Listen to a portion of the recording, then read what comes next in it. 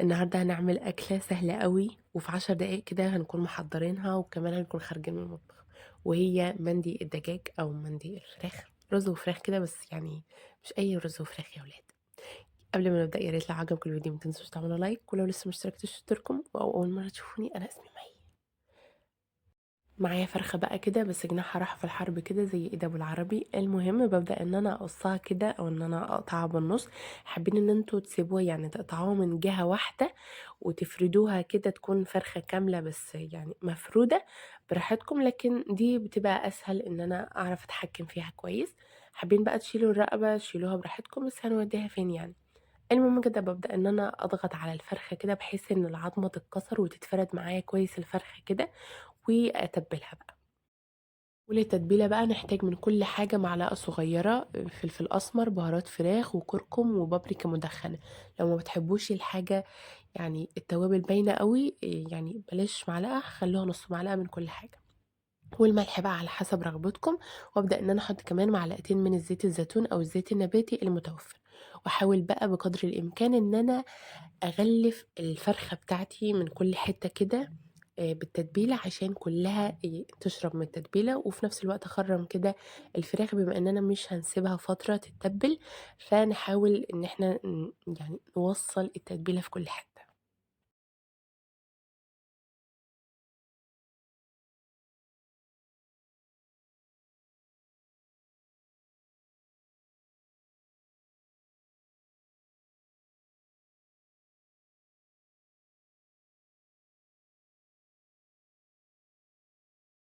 خلاص بقى تبلت الفرخة بتاعتي كلها أركنها على جنب، ونبدأ إن احنا نجهز الرز بتاعنا.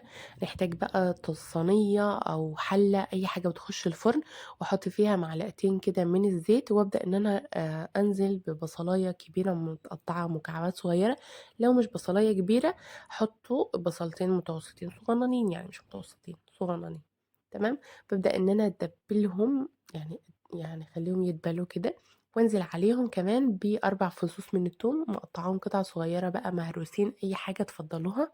وابدأ ان انا اشوحهم كده مع بعض لحد ما اشم ريحتهم كده، في نفس الوقت ان هما يبدأوا يتبلوا. وانزل عليهم بالتوابل بتاعتنا. عندي ليمون مجفف وكمان قرفة وحبهان كده وكمان كام ورقة لورا، وكمان يعني 5 6 فصوص من اسمه ايه ده قرنفل هينزل كمان شوية. انا بجد استعجلت اول اليوم ده، انا كنت عندي مشوار فاضطريت ان انا اخلص بسرعه كده، فيعني حطيت التوابل في قلب ايديا. مش عارفه، انا بعتذر عن الحته دي بس انا كنت فعلا مستعجله جدا.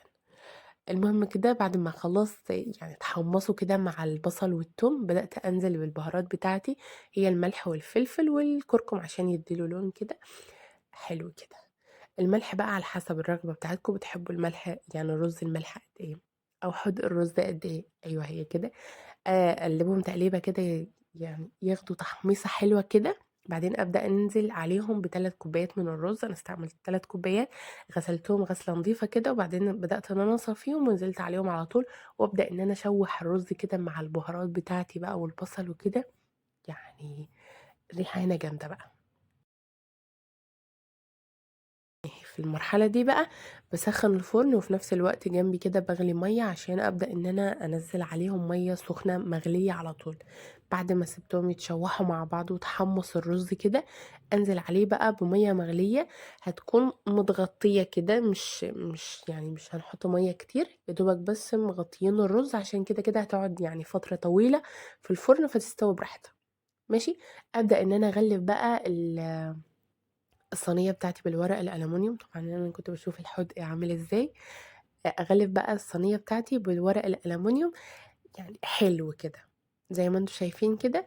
هاحط طبقتين عشان تكون ماسكة نَفْسها ورقة الألمونيوم، عشان لمّا أحط الفراخ من يمّة فوق ما تنزلش الفراخ على الرز. باحط طبقتين، وبعدين آخر طبقة بابدأ إن أنا أحط ورقة زبدة كده عشان أبدأ إن أنا أحط بقى الفراخ من يمّة فوق. واحاول إن أنا لمّا أحط ورقة الزبدة أخرّم ورقة الزبدة والورقة الألمونيوم عشان البخار يطلع للفراخ عشان تستوى. وفي نفس الوقت ال اسمها إيه؟ البهاريز، مش فاكرة اسمها إيه هي كده. المهم يعني تنزل كده، يعني اللي هينزل من الفراخ ينزل على الرز كده، ويبقى الاتنين يتشربوا من بعض. تمام. باخرّمها كده وابدأ إن أنا أحط بقى الفراخ بتاعتي، أحاول إن أنا أفردها كويس، وبعدين أبدأ إن أنا أحط تاني ورقة الزبدة وكمان ورقة الألمونيوم، وبعدين أدخّلهم الفرن على درجة حرارة أعلى درجة حرارة في الفرن. بانزّل الشبكة فوق الرف اللي هو فوق النار، ماشي، واضح كده؟ بادخّلها الصينية بتاعتي على أعلى درجة حرارة أول نُص ساعة، ماشي، أول نُص ساعة باشغّل النار شغّالة من تحت ومن فوق أول نُص ساعة، وبعد النُص ساعة أبدأ إن أنا أحسب بقى إيه كمان ساعة ونُص، يعني إحنا هنسيبها في الفرن ساعتين بالضبط. يعني لو إحنا هنتغدى كده لو أنتم هتتغدوا مثلًا على العصر كده اشتغلوا فيها من الساعة 12:00 كده عشان ما تقعدوش فترة طويلة، عشان أنا أول مرّة عملتها كان البيت كُلّاته واقف كده معايا في قلب المطبخ، إحنا هنتغدى إمتى؟ المهم بعد ما بتطلع كده حوالي ساعتين خدت ساعتين، اللي هي أول نُص ساعة وبعدين كمان سِبتها ساعة ونُص وكده تمام، يعني الفراخ كده لو شِلنا العضماية كده هتخرج. بابدأ إن أنا أشيل بقى ورقة الزبدة كمان ورقة الألمونيوم وأشغّل لها الشواية تتحمّر كده من فوق وخلاص الأكلة بتاعتنا خلصت. يعني في منتهى اللذاذة والبساطة كده وأكلة يعني كُلّها دفى كده. وفي حاجة كمان نسيت أقول لكم عليها، إن هي أول نُص ساعة بتبقى على درجة حرارة عالية، وبعدين الساعة ونُص التانية بننزّل درجة الحرارة من عالية لمتوسط على 180 درجة. شوفوا بقى كده الرز مستوي كده ومفلفل وحلو أوي، شوفوا عامل إزاي، يعني ما نحاولش إن إحنا نكتّر مَيّة عن يعني نغطّي بس الرز كده عشان زي ما قُلت لكم إن هي هتقعد فترة طويلة في الفرن، وبس كده. نبدأ إن إحنا بقى نغرف بتاعتنا الأكل بقى الأكلة الجميلة بتاعتنا دي، هي حلاوتها بتتاكل كده. تحط الرز، الفراخ فوقها، وعايزين نعمل شوية حركات كده قطّعت طماطماية كده عشان بس تصوير يا ولاد، وكمان رشّيت ريحان كده، أنا عندي بقى الريحان كتير في قلب البلكونة فباحاول إيه إن أنا أخلّصه كده، وبس كده. نقطّع بقى الفراخ دايبة دوب كده، أنا جد حاولت إن أنا أقطّعها بالشوكة والسكينة بس لقيت الرز عمّال يجري منّي كده من قلب الطبق، فإيه كمّلت بإيديّا، بس الفراخ كده مستوية وجميلة ولذيذة، وبس كده. يا ريت بقى لو عجبكم الفيديو ما تنسوش تعملوا لايك، ولو لسه ما اشتركتوش اشتركوا، واشوفكم في فيديوهات تانية وباي باي.